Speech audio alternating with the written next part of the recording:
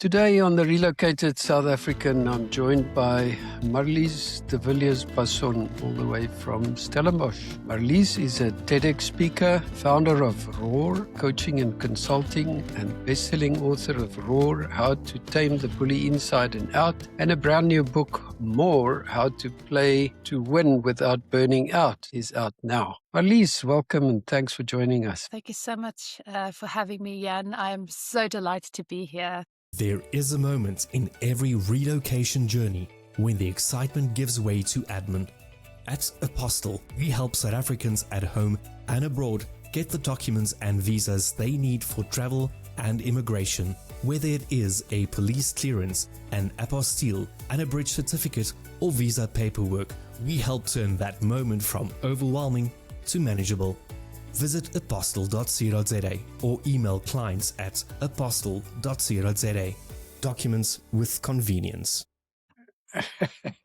It's so, well, I have to say, I'm in a way glad I'm in Portugal now because we still have sunshine till about 9 o'clock. But I think you guys are feeling a bit of winter now. Yes, no, we have literally now a little bit of calm after the storm. I It was a believe very, so. very stormy few days. Anyway, Marilise, we always start at the beginning. Where were you born? Where did you grow up, go to school and study? So I was born in Stellenbosch and for the first 4 years of my life lived there, and then my dad decided that he wanted to go back to the countryside. He grew up on a farm in Napier. And so we moved to Bredasdorp when I was 4 years old, and yeah, that's where I grew up and had a wonderful childhood. I have such fond memories of, just being able to run around barefoot and, play with your friends outside all the time. I mean, it's such a carefree upbringing in the countryside. Yeah, so went there to high school as well, and then came to Stellenbosch to study, of course, Stellenbosch Uni. For my sins, I studied accounting. I didn't really know what I was getting myself into. I think my main motivation was if I don't make it, I can just drop subjects and I won't have to do more years. So I started with the most difficult course, thinking never going to be able to do it. Fast forward 6 years, I qualified as a chartered accountant. I was very, very fortunate to do my articles with PwC in Cape Town. And that's also where I discovered my passion, where I really sort of learned pretty much from day one that I wanted to be a trainer. And I say sort of trainer, the person that was standing in the front of the room there, delivering the induction training. When you start working, you get weeks and weeks of induction training. I just wanted to be that person. And 3 years later, as soon as I qualified, I actually became the training manager for the Western Cape. So, that was such a beautiful kind of transition into, I never thought I would be a chartered accountant, but it kind of opened so many other doors for me. And then fast forward a couple of years, I was then working for the South African team as part of the global team. And they flew me to London for a 2-week training course to learn how to properly design and develop and deliver training courses for clients and for our internal staff. And, that's where I want to say the Afrikaans words, the gogga bits me, die gogga het my gebyt. So, I was actually really curious about London, and that's when I decided to embark on this kind of journey and 2 years secondment. In between that, I met my now husband. I gave him an ultimatum here in South Africa. He just returned from England after 2 years, or maybe 3 or 4 years. I don't know. I think a couple of them were illegal, but he returned, and his intention was to settle in South Africa. And then I sort of said, "Are you coming or going?" And he decided to go with me. And yeah, the rest is history. We are now, beautiful parents, or parents are 2 beautiful boys, I should say. Well, they're not beautiful and little anymore. They're now teenagers. But yeah, they were both born in England, and we ended up spending 18 years in London. So long time. Wow.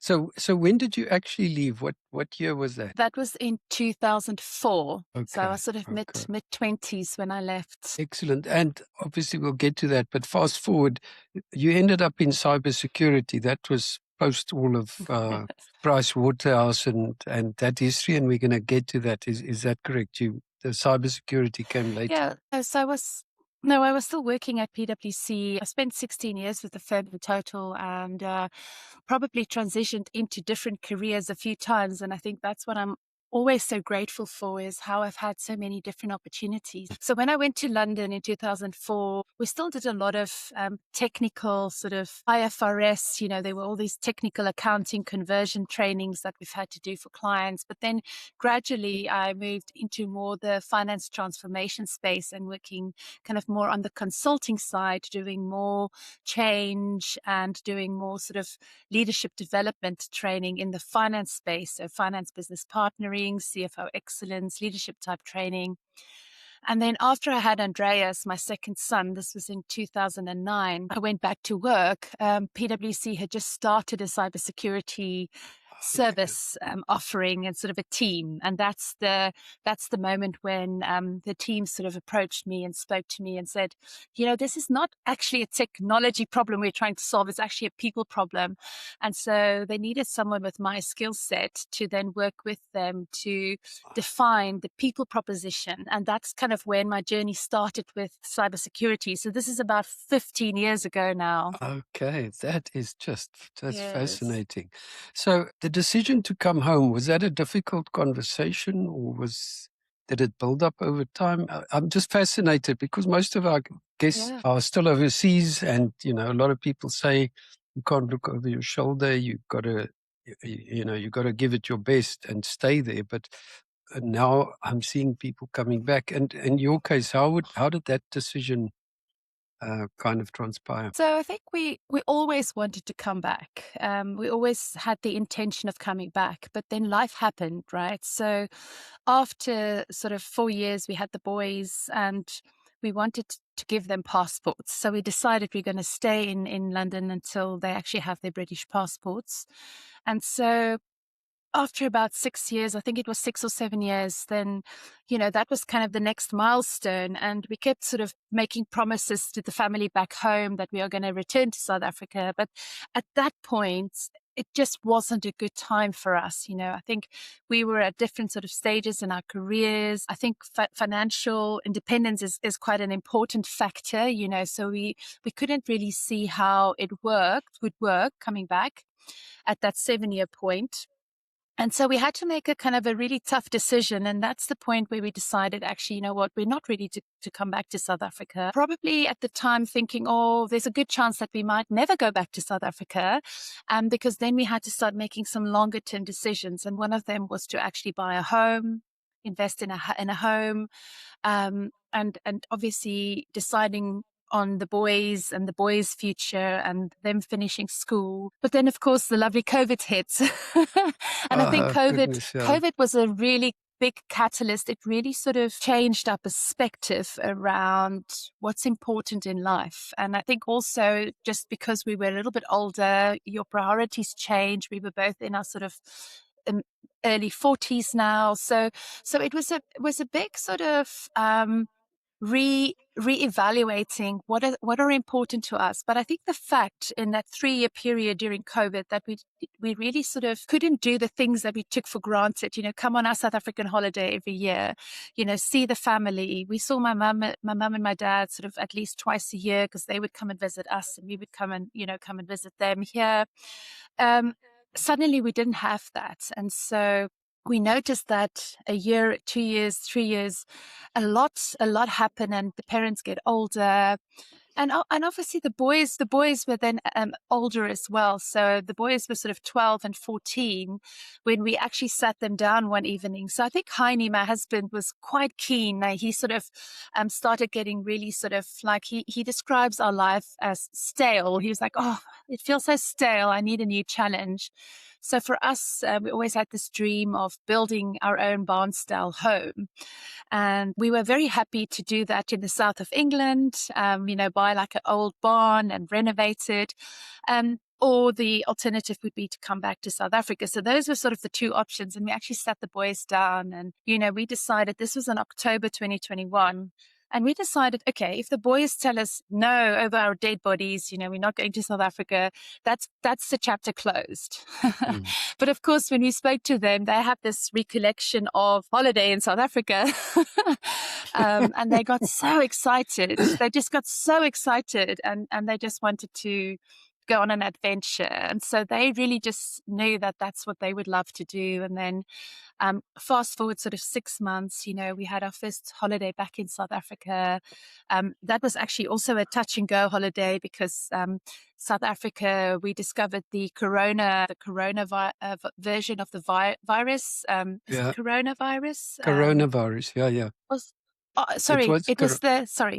The variant. The variant was the Omicron variant of the virus. Okay.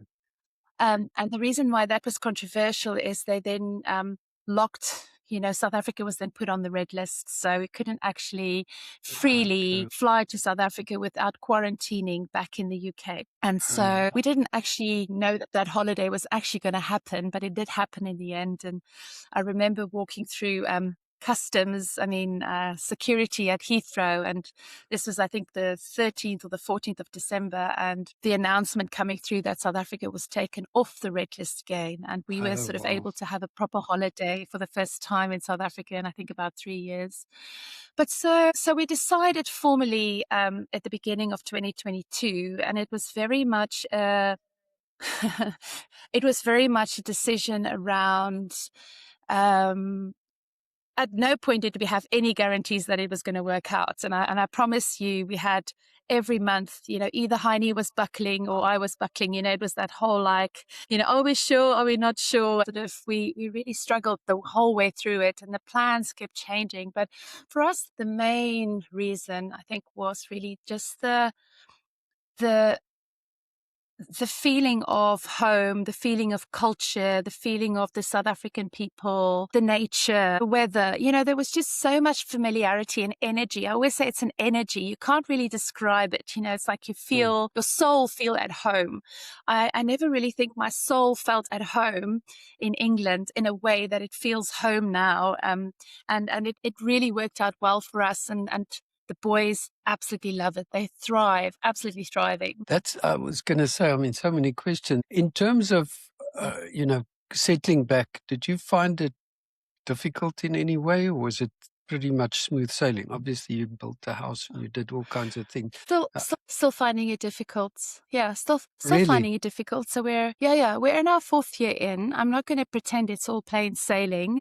I have to also qualify to say that we are very lucky that we live in a bubble.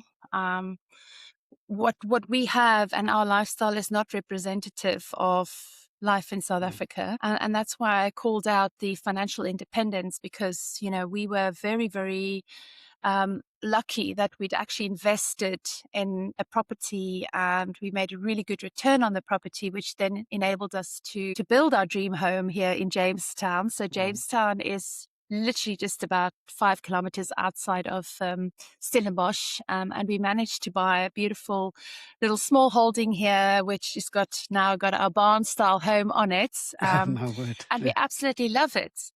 But it's almost like, and someone articulated this to me the other day.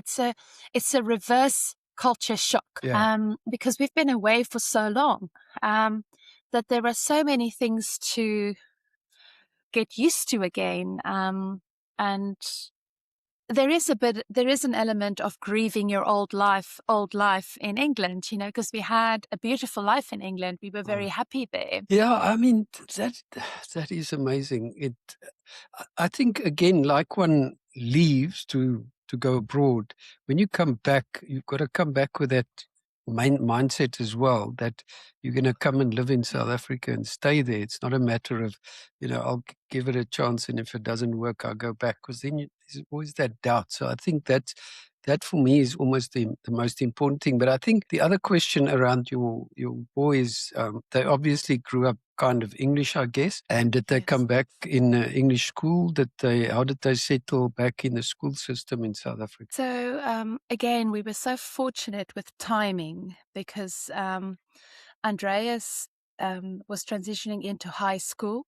he was already in secondary school in England. But then he was able to start in January 23, was able to start his high school career in Stellenbosch. He ended up going to Paul Roos and obviously was able to go into the English class.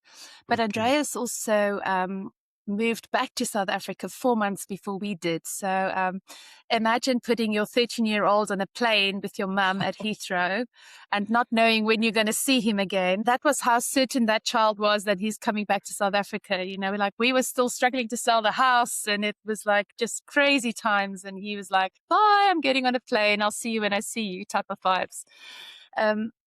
So within 4 months of living in Bredasdorp, you can imagine how quickly you learn to speak Afrikaans. Yeah. So he was he was pretty much fluent after a couple of months, and he had extra Afrikaans lessons and everything. Honestly, the easiest transition for him. Other son Heinrich was in obviously the Cambridge curriculum. So he had just finished his GCSEs. So he just turned 16. And of course, he had to then transition to the South African schooling system. But we were very certain that we wanted to keep him in the Cambridge curriculum. So he then ended up doing his A levels. It wasn't really necessary because he ended up going to Stellenbosch University. So he's first year at Stellenbosch University now. But we wanted him to do his A levels so that he has an opportunity if he wants to, he can go back to England to study. But he opted for Stellenbosch Uni. He was just very happy to stay. And the same with him, even though they study in English and they've got all the first language, English, everything. They speak almost fluent Afrikaans now and learned him as well within months, learned the language. I think it's because Heini and I spoke English at home. Afrikaans, I should say, at home all the time. So they heard it a lot. They just never really spoke it. And I think it was an easier transition for them as a result. I'm with you. Okay. It's just fascinating how adaptable kids are, isn't it? I mean, they are just amazing creatures. I shouldn't call them creatures. It's incredible. It's such a good example for us as well. Yeah, exactly. So you spoke openly about a really tough chapter in your 30s and the burnout and getting away from corporate. For people who don't know, do you care to just share with us a little bit of that history? Yeah, so I kind of, think about my career in corporate as a square peg in a round hole. I really tried so hard to fit into the corporate structures, and I think I was never really supposed to fit in. And I think in the process, you climb the corporate ladder, you get to certain seniority levels, and you're suddenly in a position where you have a lot of responsibility. And then I found myself in a situation where I was actually bullied by the managing director, the person who I reported into. I was the head of research at the time for the organization, and just initially, was this kind of gaslighting going on, complimenting me for my skill sets and how crucial part I am of the team, but then I started noticing over time the sort of the Jekyll and Hyde, I call it. It's like on a good day, he's the best boss to work for. On a really bad day, it's just really horrific. And that process lasted about 4 years. And so I think it's so interesting how, I misunderstood resilience. I thought I was the most resilient person because I was working the hardest. I could challenge this guy. I could manage him. I can keep him away from the team. I can shield the team from him. And it was just all about, I'm kind of trying to play the hero here. And if I just do this different, he's going to change. Or if I just do this, things will be different. And of course, you make up all the stories in your head and you're just getting more depleted in the process. So it came to a halt in sort of 2018, actually 2017, when I I was sort of publicly demoted in the boardroom. Oh, wow. Yeah.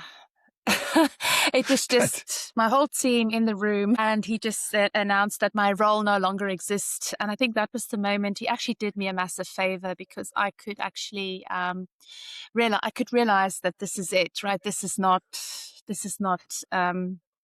going to recover. There's not going to be if I do this, this is going to be different. yeah. And that was my moment of enough is enough. It had to take him to do that, to actually get to the point where enough is enough. And I think at that point I was already really, really struggling. My whole nervous system was completely shot. It Yeah, I was was it was crazy times.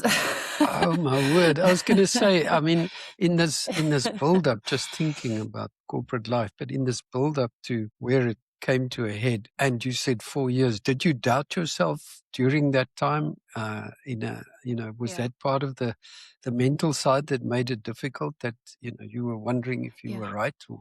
So I definitely became my own biggest bully. In the process of being bullied, I started bullying myself, and that is why my book is How to Tame the Bully Inside and Out, because I ultimately I became, and that's the accountability that I had to take. I became my own biggest bully, and so the whole time, and I think this is also early days, my transition into cybersecurity. I was the senior person in the room. I had mostly men reporting to me, but mostly very technical men reporting to me. And I am not a technical cybersecurity expert. I'm a people expert. So there was this narrative around, and one of the guys actually said it to me one day, Marilise, you will never be taken seriously because you're not technical enough. But of course, I then believed him, and that's on me. So that was kind of the dynamic in that organization. It was a very sort of it was a very masculine environment, and it was a very sort of brutal environment, very sort of traditionally brash bastard type of environment, and for a long time I just wanted to leave cybersecurity as a result. I didn't actually want to work in the industry anymore, and opportunities keep pulling me back. And so I'm sort of now in a place where I want to be part of the solution. I really want to be part of the solution, as opposed to walking away, because unfortunately, and this is the reality, is that there are a lot of women that I know in my network, in my circle, that are, these are senior women. These are chief information officer levels, who are actually thinking of leaving the industry because of that toxic nature of the environments that we work in. That's amazing. So that all happened, and then how did the first book, how did Raw come about? I just got angry, Jan. I got so angry because I was so surprised that it happened to anybody else. I thought I was the only one, stupidly. But then I spoke to so many amazing leaders and very, very senior executives in organizations, ex-colleagues, friends, lots and lots of people. The stories that came out, everybody had a relatable story to share. And that for me was such a pivotal point where I sort of realized that this is a silent epidemic. Nobody's talking about this. I have to shine a spotlight on this and helping people to spot bullying behavior in the workplace, but more importantly, find their roar in terms of speaking up, in terms of actually, obviously you need to ensure it's a safe environment, but speaking up. And that's where the concept of roar came about. It's all about facing the courageous conversations.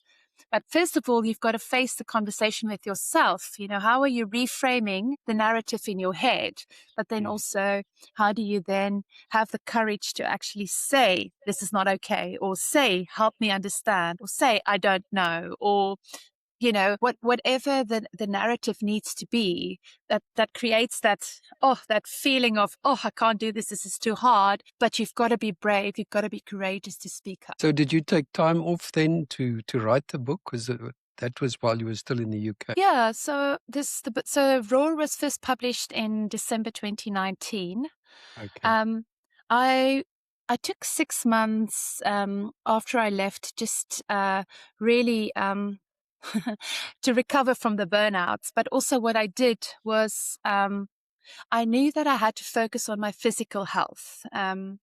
So this is where I'm going to be a little bit vulnerable for a moment. But this was the second time when I reached a really low point in my life. I was 20 years old when I also went to rehab for my eating disorder.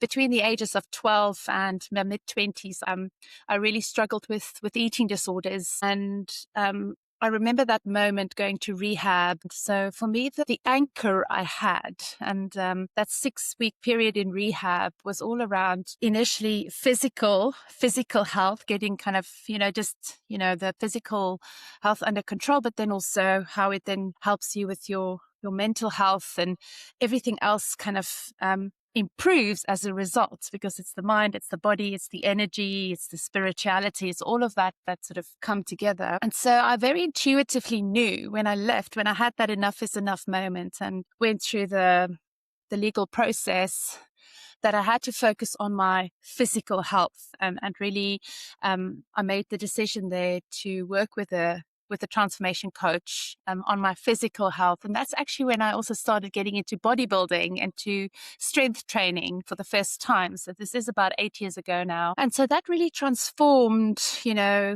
a lot for me. And so I lost a lot of weight and I felt physically strong. And then I think things started falling into place, and I sort of was reconnected with my purpose and my mission. I was really clear that I wanted to become a high performance coach. I qualified as a high performance coach in that year. I think it was 2018.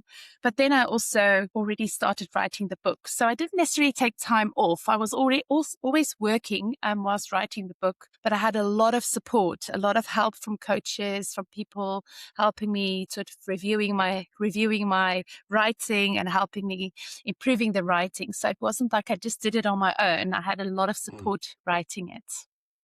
And feedback just on the first book, just thinking, you were saying there's so many people that suffer.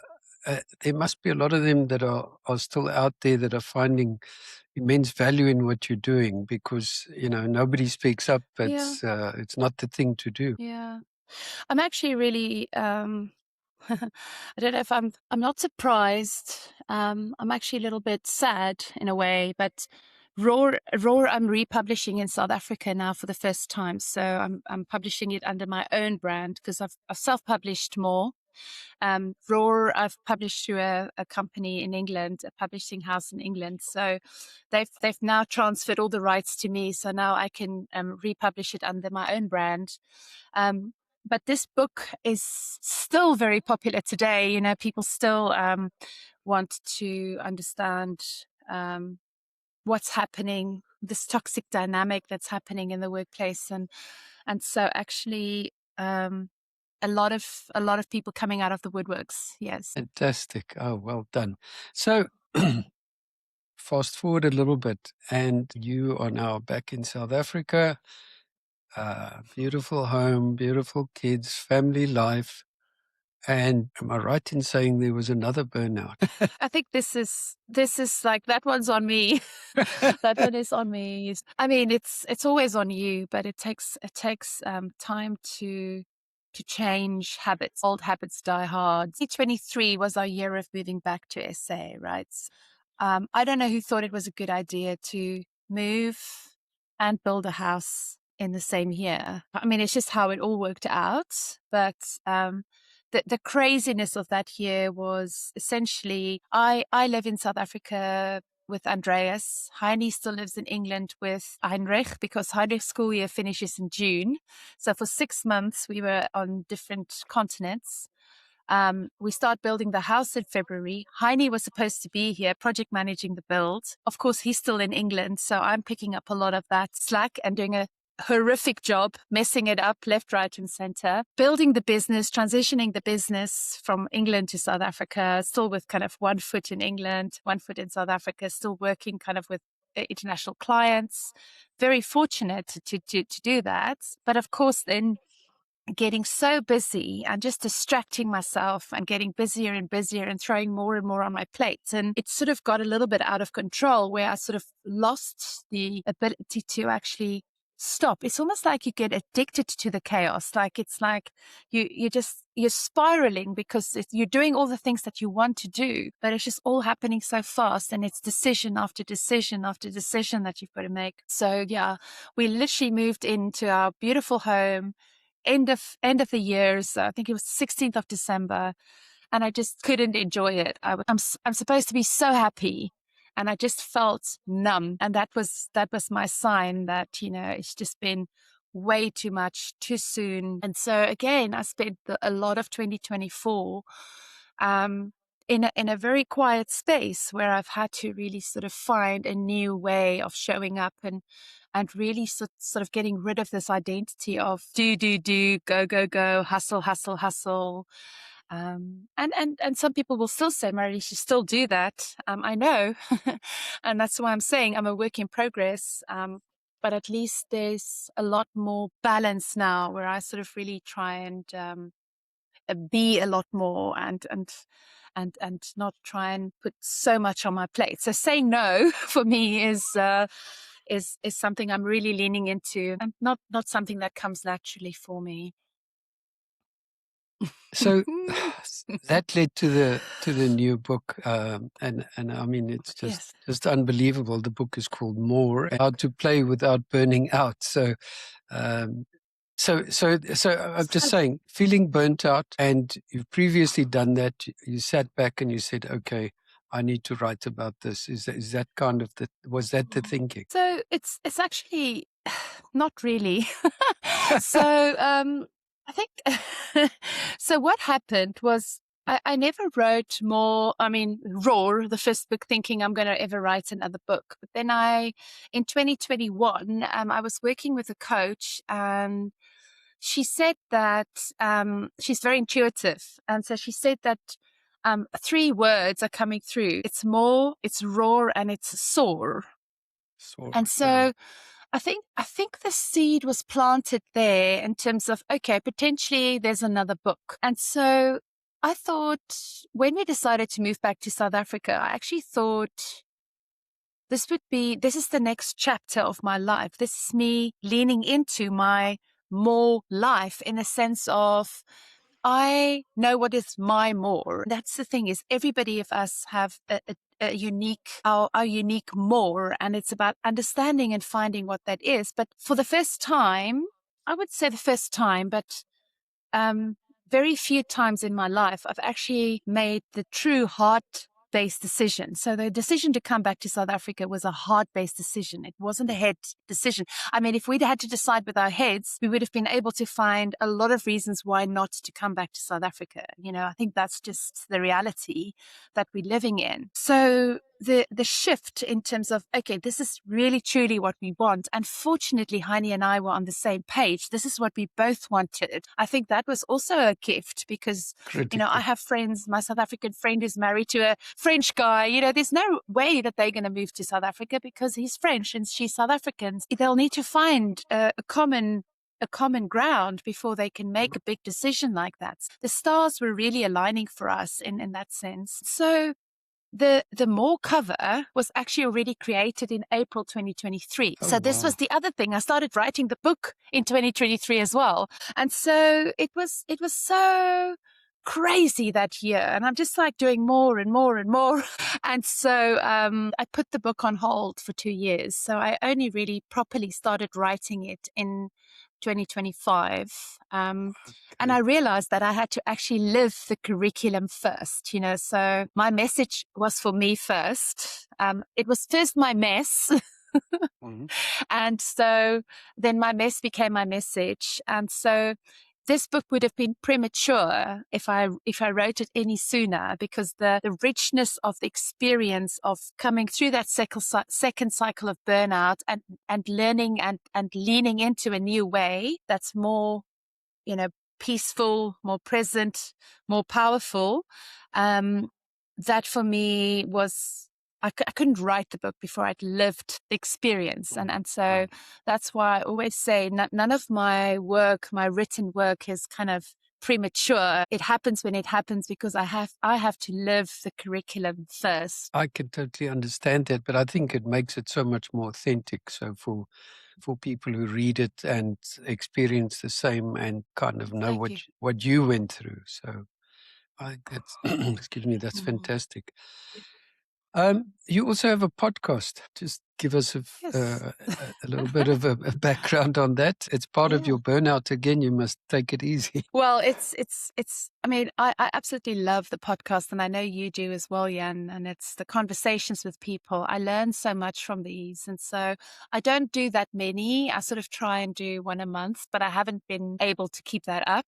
I know you do like 5 or 6 or 10 a week. I can't pretend to do that, but I genuinely love doing them. But at the moment, they're a little bit on the back burner. But it is essentially called Roar for More. Okay, so my brand is sort of, and this is so nice how the 2 books are coming together now into my Roar for More, because it's really about, Roar is about living your authentic purpose, standing in your power and having the courage to speak your truth, the courage to speak up. So it's all around, that's the foundation of More. But then you've got to roar every step of the way when you go on that hero's journey, when you know what you're more, you go on that hero's journey. And that's essentially what I've captured with our move back to South Africa over the last sort of 3 or 4 years and that whole process. And that's kind of what I've captured in the book. But yeah, so the Roar for More podcast is a well-being podcast. So at the heart of More it's all centered around workplace well-being. And, I think, again, workplace well-being is dire in most organizations today. I think there's just the statistics speak for themselves. Two out of 3 people are burnt out. I think there's a 21% global employee engagement rate. It's just really shocking. And so, again, I think, like the workplace bullying topic, I wanted to, again, challenge leaders and organizations to find a new way of addressing well-being in the workplace and really treating energy as our greatest currency. And for me, that was so important to land this in the book, to say, actually, you know what? Energy is your greatest currency. And how are we generating energy every day? So yeah, the Roar for More podcast typically bring onto the show sort of guests that are around mental well-being, so physiology mastery, psychology mastery, purpose mastery. So it's all the topics around high performance that I'm so passionate about. Awesome. If we just thinking again about your books and bringing it back to this podcast and thinking about South Africans, just a thought. So many South Africans, they do really well overseas because they have to. They kind of go there, take up jobs. They do unbelievably well. But there must also be a lot of burnout amongst South Africans there because they're battling with family back home they don't see a lot of, and the husband and wife can be in a difficult place. So I can just imagine that, and maybe that's a question. Do you agree with that South Africans that are working so hard abroad could so easily become victims to this kind of situation? Absolutely. And I think speaking from my own experience, living in England, Heini and I, no family, 2 kids to raise. It's extortionately expensive to have childcare. You cannot afford a nanny. You've got to clean the house, and maybe once every 2 weeks you get someone to come and clean the house. And so it's a very different lifestyle, and that takes time to get used to. It's a recalibration thing because it's just a different world. And I think and this is where I've had to really challenge myself. And this is what I'm still struggling with. And this is why I'm saying it's not all moonshine and roses. I struggle with this mindset of, can I make it financially in South Africa because of opportunities? Because I've always had this mindset of, it's easier overseas to make the big bucks. But then what we forget conveniently in the equation is actually how much more expensive everything is. And then you've got to go at it alone because you don't have family with you. So there are so many factors that play into it, but we're a little bit biased towards this. There are so many opportunities, and you sort of, we almost like inflate and romanticize the big bucks as opposed to really asking ourselves, what is important to me? And so that was the confrontation that I had with myself, or conversation, I should rather say, with myself, to say, why do I believe this? And so I still have to prove to myself, I'm essentially starting my business over in South Africa. So I still have to prove to myself that it is possible to be financially successful. But I'm a work in progress. I'm on that journey, but it is working through some limiting beliefs that I've had in the past. I hope that's making sense. No, it makes absolute sense, because I mean, it's a very personal example, but all of that plays into the energy suck, into feeling tired, into burning out, right? Yeah, and I guess, when it gets tough, you start questioning your decisions. Why did I leave? Why did I come here? Why is, and when the family and people around you it gets difficult. So, I agree.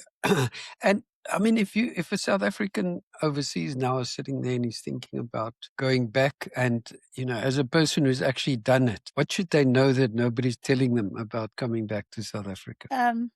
It's such a difficult question to answer, so I'm not going to pretend that I can answer it. I think for me, the thing that I had to lean in the most, and actually making the decision, was easier when I said to myself, Marilise, you have the passport, you have a British passport, you can go back to South Africa. If it's not working, if it doesn't work out, worst case scenario, you can come back.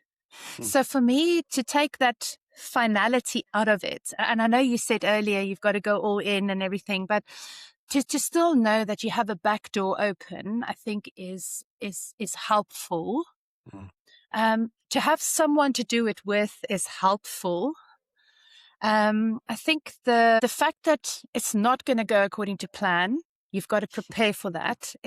The plan is going to change 100 times.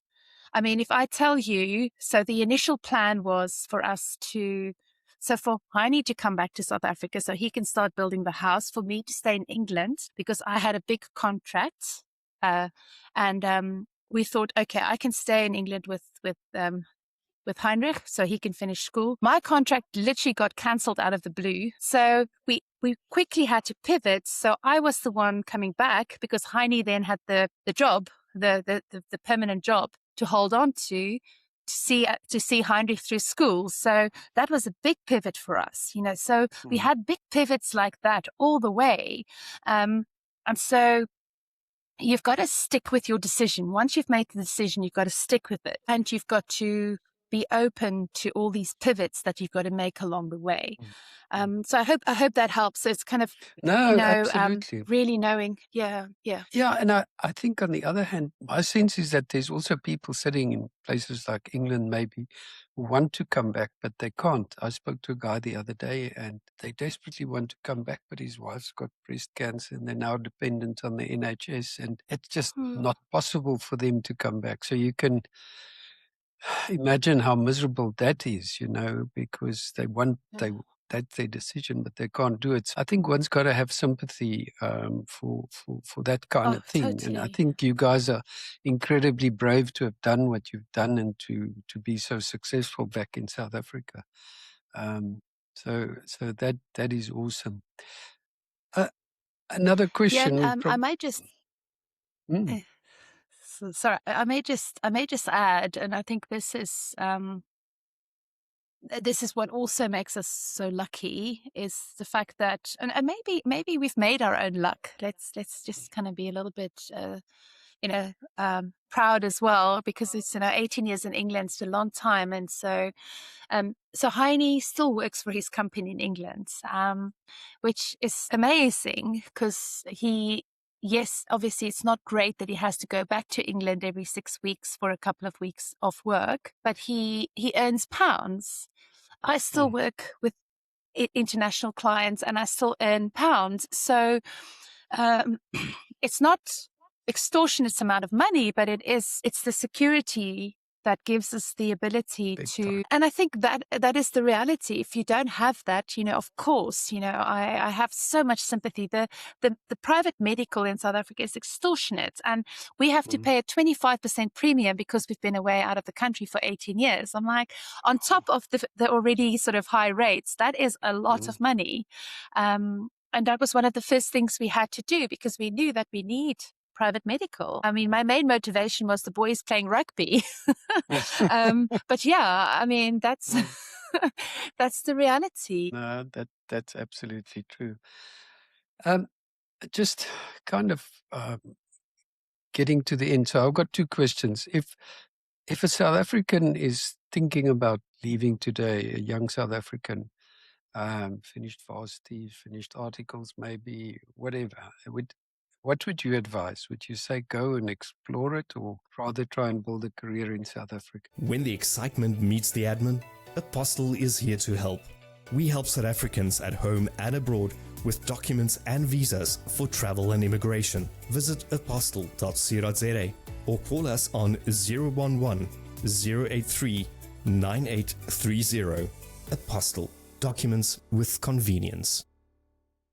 Absolutely go and explore it. Absolutely go and explore it. Even if you can build the career and you can be a partner by 30 and, know that if you do that, that's what you're probably going to do for the rest of your career. So I'd rather go and explore. Who knows? It might take 2 years, it might take 5, it might take 10, but at least I think the life experience that you gain and the perspective and just the ability to travel and see the world. I think that's one of the things I miss the most is how easy it was in London just to hop on the Eurostar and go away for a weekend. How easily accessible it was to go to the States to do my training courses. It's a lot further away where we are right now. And so you think twice before you do these things. So yeah, my advice would be absolutely go and explore. Excellent. Okay. And now thinking back to Marilise 20 plus years ago, arriving at Heathrow, knowing what you know now, what would you have said to her? Wow, you are in for the ride of your life, It was, I mean, obviously I laugh now at how little I knew at the time. And of course, my English was not very good. I didn't speak the English I speak today. Heini still jokes about it. So I would have told her your English is going to improve significantly. I think it's also, I was so career driven, and I think you can get so stuck in that, climbing the corporate ladder and always kind of proving yourself and trying to be perfect. I would have told her just to relax and enjoy it and just, everything works out. You are exactly where you're supposed to be. And so, yeah, I would have done a lot of that sort of, oh, you're okay. You don't have to be so on it all the time.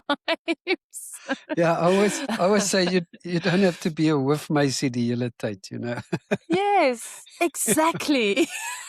Exactly. Oh, and she was so good at that, this sort of nonsense. But yeah. Awesome. Man, geez, I can talk to you forever, but thank you so much. Let's just, where can people get hold of your book and read more about you? Yeah, so obviously when you're buying internationally, Amazon.com, Amazon is usually very good at sort of taking you and redirecting you to their to the local country site. So if you just do Amazon.com. And then in South Africa, the book is now in exclusive books. Both books are in exclusive books. And Moar is actually on promotion in June. So exclusive books have agreed or offered to put the book in their shop front. So, if you see a picture of Moar, please take a picture and send it to us. That would be so amazing. So Take a Lot. So it's actually really available on most sort of main retailers in South Africa. And you've got a website, marilisdevilliers.com. I have a website. Is that right? And it has to be updated. It's in the process of being updated. So I will I will still be working on that a little bit, but you should be able to read a lot more about me on there. You can. It's there, but it's just in the process of being updated. It's one of the things that you have to do as a solo entrepreneur. You've got to do it all yourself. That's one of the things that is on my long to-do list. So. Well, and we'll obviously put in the show notes all this information about the book and your website and so on. Well, all I can say is thank you for being so generous and open with your story today. I mean, really, really appreciate you. As I said to you in the beginning, I was a bit intimidated to have a celebrity on the show, but thank you so much for coming on the show. I'll take that every day of the week. This is so not true, but thank you. Thank you for your kind words, Jan. I really appreciate it. Thank you. And to our listeners, if this episode resonated with you, please consider sharing it with someone who might need to hear it. Go and get a copy of Roar and Moar and leave a review for Marilise. And as always, give us a rating and follow the podcast wherever you are listening to podcasts. Until next time.